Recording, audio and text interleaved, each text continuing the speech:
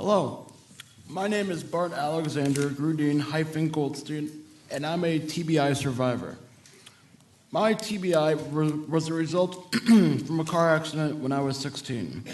My brain injury was so severe, doctors believed that I should be put into an institution.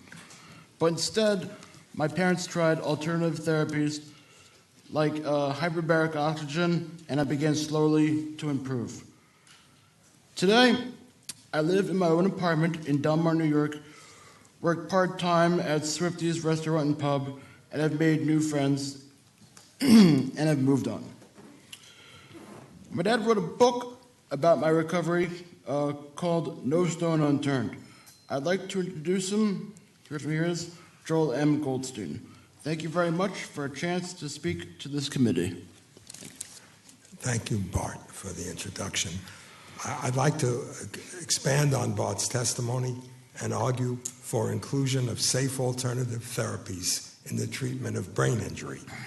Bart's story dramatically illustrates the potential such therapies hold for alleviating the suffering of families and survivors, as well as the potential reduction in the costs of their care. Conventional medicine only takes survivors of severe TBI so far, often ending at the nursing home door, or heavily medicated at home, facing long empty hours and overwhelming families. Alternative and unconventional therapies are not merely a reasonable option, they are often a necessity. You folks have the 10-minute version of this talk. This is the 5-minute version, so we did it. After a month-long coma, Bart gradually emerged with crippling cognitive, emotive, and physical deficits. 8 months of grueling hospital therapies, and the school district agrees with the hospital. He's not ready to return to class and would be better served by placement in an institution. My wife Dale and I railed against warehousing our 17-year-old son in a nursing home and fought to win Bart a chance to struggle and make progress. And then we hunkered down to explore whether alternative therapies might push Bart's recovery along. We tried several alternative therapies defined as approaches falling outside of the standard of medical practice and not covered by health insurance, of course. Some, like hyperbaric oxygen therapy, HBOT as it's referred to, were remarkably successful and gradually transformed Bart's life. No matter how encouraging, Bart's success was purely anecdotal, yet a neuropsych exam conducted several years later, after the accident, reported that the examiner had hardly ever seen such improvement in someone so severely injured. And I just want to stop for a moment and say that one of the world's experts in this therapy is here today, Dr. Giuseppina Feingold. And she can give you the science behind this. And it's not just an anecdote. There's a vast body of science behind it. Oklahoma provides it for free to every disabled vet with a TBI. This is the nub of the matter. That's our story. The nub of the matter is that HBOT is safe and FDA approved for 14 uses. The mechanism of healing is well understood and is the same regardless of the injury. So why not allow off-label use to treat brain injuries? In fact, and the pharmacist probably can testify to this, in fact, nearly all medications prescribed by neurologists for TBI are done so off-label. Ironically, today a patient with a stubborn diabetic ulcer on her foot can get HBOT, but if they have a brain injury, no such luck. What risk is there in trying alternative therapies with long records of proven safety? The obvious bar is FDA approval. Costing tens of millions, the FDA process effectively precludes alternative therapies from gaining traction regardless of efficacy. In parts of Europe and Asia, HBOT is already standard treatment for TBI. Local medical boards assess the safety of unconventional therapies, an approach we could easily replicate here in New York. Though not as rigorous as the FDA approval process, such anecdotal off-label approvals have resulted in important medical advances, including the widespread adoption and use of antibiotics against infectious disease.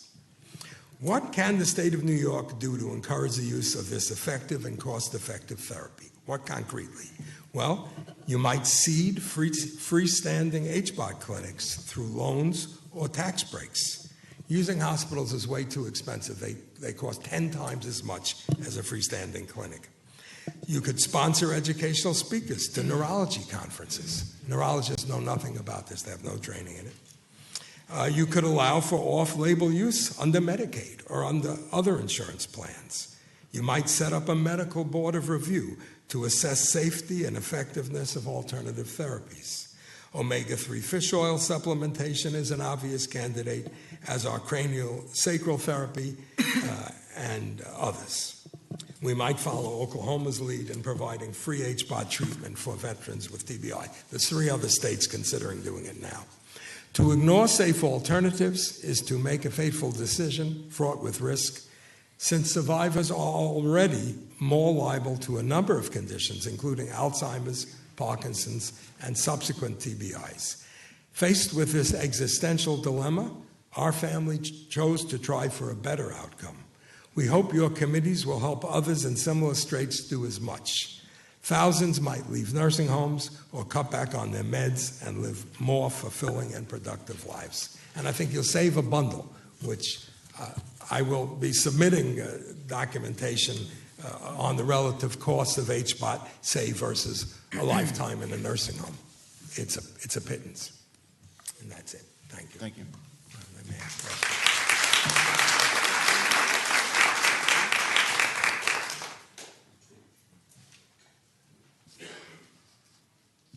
One quick question. So Bart had straight Medicaid. Medicaid just does not cover it. Not Medicaid is all he's got right now. Okay. At the time, he was 16, and he had my health insurance, which I think was Aetna at the time, then Cigna. It's basically not covered by health insurance, right? Well, I should say this. It's covered if you have a wound that won't heal, if you have a burn. There's a long list. If you have carbon monoxide poisoning, and on and on and on. But there's been no entity, no business, strong enough to go to bat and get it through FDA approval process. However, there's over 200 freestanding clinics using it now, especially for vets, but not only. Dr. Joe Feingold can address that issue. We have 3 or 4 in New York State that do it, off-label. Yeah. Yeah. I mean, your point about, there are drugs, obviously, that are not, they're used for unlabeled uses, but usually there's evidence-based journals that will help support that, and I guess that would be a path to pursue. Well, absolutely. I don't want this to be about Bart. That's why in the 10-minute version you have his story. Yeah. It doesn't matter. The fact is, there's a great deal of hard scientific evidence, some of which I haven't sent any of it to you. I'll start sending it now. I'll send it on to Misha. There's a wonderful study in Israel, 2013, totally scientific, full double-blind placebo test showing both in terms of normal cognitive testing, the kind of thing, the neuropsych exams, and in terms of PET scans of blood perfusion and so on. The thing is effective. In fact, I mean, it's used for brain abscesses. It's approved for brain abscesses right now in the United States. Thank you. And what we'll do is we'll have a Medicaid review committee take a closer examination. I think you got our attention on a couple different aspects. And you want Dr. Joe, because she did it for Bart. Yeah. And I hear from the military all the time. They write me because of the book. We're making a gift of the book to you. Thank you. But the military is using it plenty. Okay. Thank you. Thank you.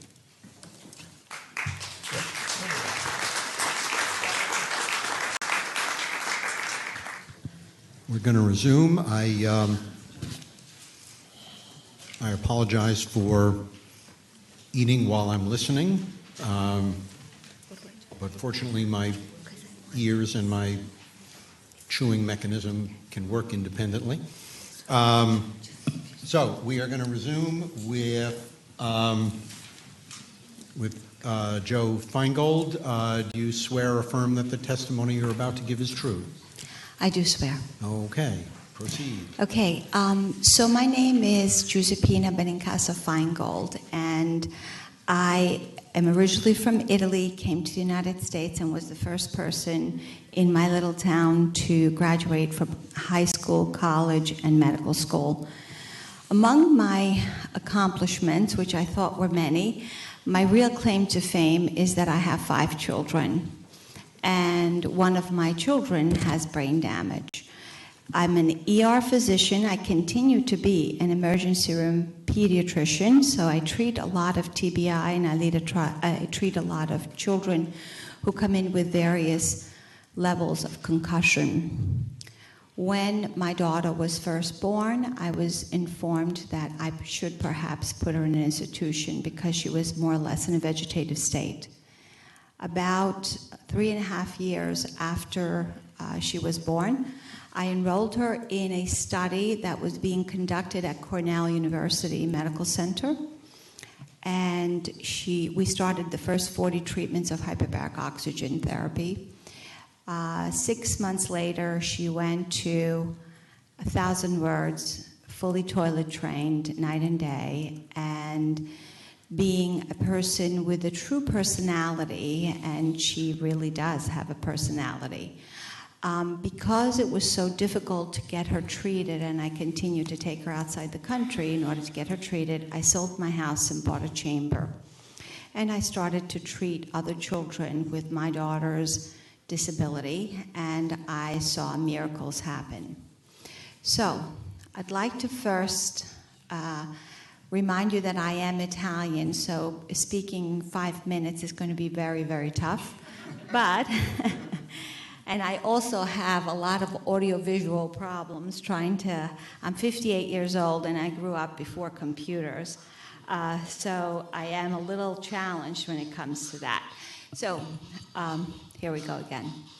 So hyperbaric oxygen therapy at the time that I started did not have a lot of data that backed it up. Since then, many studies have been done, and we have been able to document improvements both in TBI, really TBI of any type. For example, you have TBI at birth, which gives you cerebral palsy. There is a study done by Dr. Mukherjee that actually outlines all the improvements that you have. May I remind you that children that can walk are less expensive than children that can't. What I tell people is that we are not curing anything. What we're doing is we're improving the brain. And therefore, just like hyperbaric oxygen works for non-healing wounds because it improves your vascularization of that wound, it will work in brain damage as well. There is enough data to support what we're doing, both with SPECT scans, which are functional scans of the brain, which shows that we have increased perfusion and therefore improvement of function. Because to look at an improvement of an X-ray that doesn't correlate to an improvement of function is kind of ridiculous. But we've been able to document that that is exactly the case. We get children who no longer, and adults that no longer need their GT tubes, children who no longer need to be fed, that they can feed themselves, children that no longer need diapers, and these are big gains. When I first treated my daughter, I remember putting on the internet that I did not see miracles. Could I interrupt? Absolutely. Rather than, well, if you could focus on what it is you're asking for in relation to the therapy. Absolutely. What is its legal status? What is its status in terms of recognition by health payers, et cetera? Absolutely. To date, we only have 14 indications that are FDA approved, and therefore, people who have smoke inhalation, non-healing wounds, and others, such as intractable anemia, can access the healthcare system and be treated in a hospital setting. Unfortunately, if you're out of the gamut of those 14 indications, you have to pay out of pocket. And If you go to a hospital, to pay out of pocket usually means approximately $1,500 to $2,000 for one treatment, and you need 40. So to have access to funds that can pay for these treatments, I think, is monumental. Most of the burden is on the families, just like Bart's. And I don't know what indications you think it ought to be approved for other than those 14, and I don't know what those 14 are, but I assume there is some process and some reason why the other indications have not yet been approved. Can you tell us about that? Well, they haven't been approved because most of us in medicine want double-blinded studies. Double-blinded studies are very difficult to do in the setting of hyperbaric oxygen therapy, mostly because there's no one funding these studies. However, there are studies that clearly document improvements. For example, How did the first 14 get approved? they were funded mostly by government grants to do them. We have asked for funding multiple times. We actually, in 2003, we went in front of Congress with documentation that this does work, and so far, no one has funded a good study for it. There are some studies that do support what we do, however. The study that was pivotal is a study that was done by Mukherjee et al. That showed clear improvement in status for children with brain damage. There's also a study that was done in Israel, so I don't know why we're so slow in coming and accepting this, since there are many things that we do in medicine that have not been proven with double-blinded studies. So I'm asking that we, in a state like New York that's so progressive, that we at least start to look at this as a possibility. Well, there is limited legal authority for a state to get licensed healthcare providers to do things that the FDA has not signed off on, particularly if you're contemplating that we order third-party payers to pay for it. Well, some third-party payers are paying for it, so Okay. that wasn't accurate when somebody said they're not paying. There are some private insurances that are paying Right, for but it. I'm assuming if I were to say to you, gee, there are some third-party payers that are already covering it, so I guess I can relax and worry about something else, you'd say, no, no, no. I said some third-party payers. So I assume you do want New York State to do something about the other. It would be nice to be able to have a Medicaid approval that they would cover some of these therapies. It's just they cover other therapies that not everything has been double-blindly proven, and yet they're still done. Even physical therapy, I couldn't find one article that showed a double-blinded study that actually works. We know that it works, but there's no double-blinded study. As I often say to people, I don't think anyone ever did a double-blinded study that putting a broken arm in a cast helps it cure better. I don't think there was a group of people with broken arms who were told, well, just hold it for a few months. Are there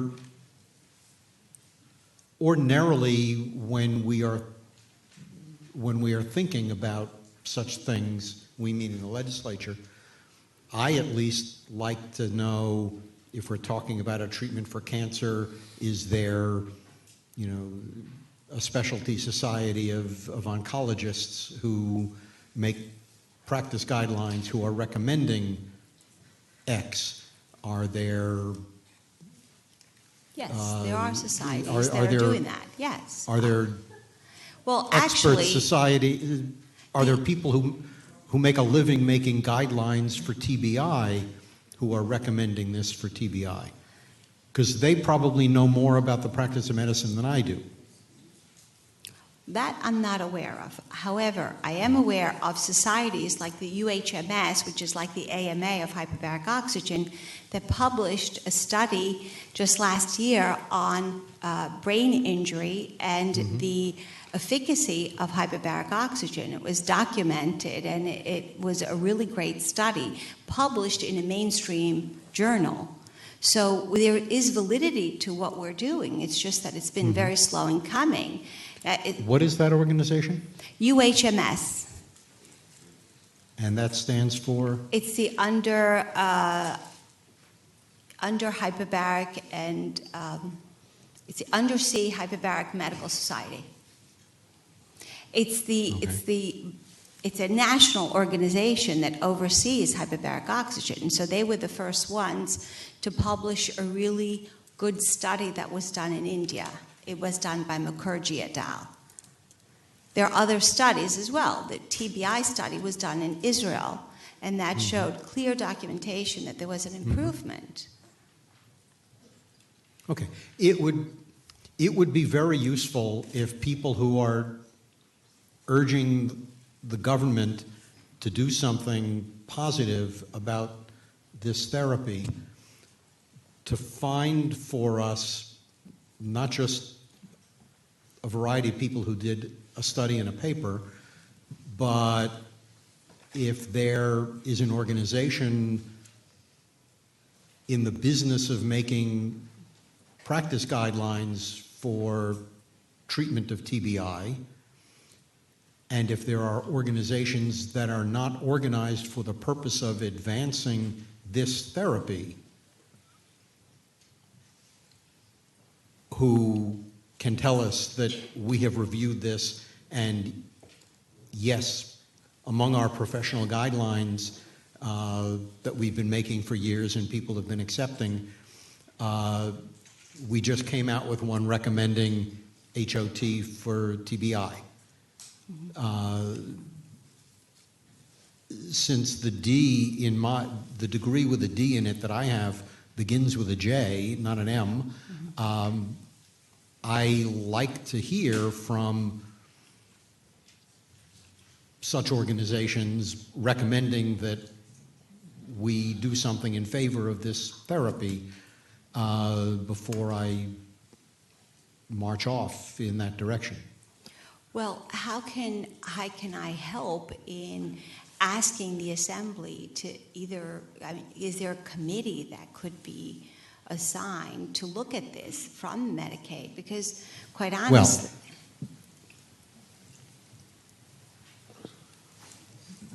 the state legislature is not about to research whether this is a good therapy and then tell Medicaid it has to cover it, because that's not what we are trained or financed or learned in doing. Sure. There are any number of people out in the world who do make their living making those kinds of guidelines and recommendations on a basis of good science. People who are advocating for this treatment probably know whether such organizations have said anything good about HOT, and if they have, you should encourage them, you should bring that to our attention. And again, not to disparage the UHMS, but if they are an organization organized for the purpose of advancing HOT, then they are kind of by definition not a neutral guideline-making, study-doing body. And that's who we need to hear from. So you would need to hear from the UHMS? I'm happy to hear from almost anybody, but I'm probably not going to act without hearing from the people who I just described. Because hearing from people who started out believing in the therapy and are urging me on its behalf, that's not who I need to hear from. No, well, that would not be me, because I would benefit from it. But the UHMS was actually against using hyperbarics for off-label uses. So it was pretty remarkable that this study was published by them, because it is under a lot of scrutiny, so it was well documented. So Yeah. I don't agree. They promote it for other forms, the 14 approved Okay. indications. All right, I think we've both said everything we have to say. Let me stop interrupting you. Okay, thank you. Okay. I mean, I don't know what else to say. I would really like to see somebody in our assembly try to move this forward. Thank you for your consideration. Thank you.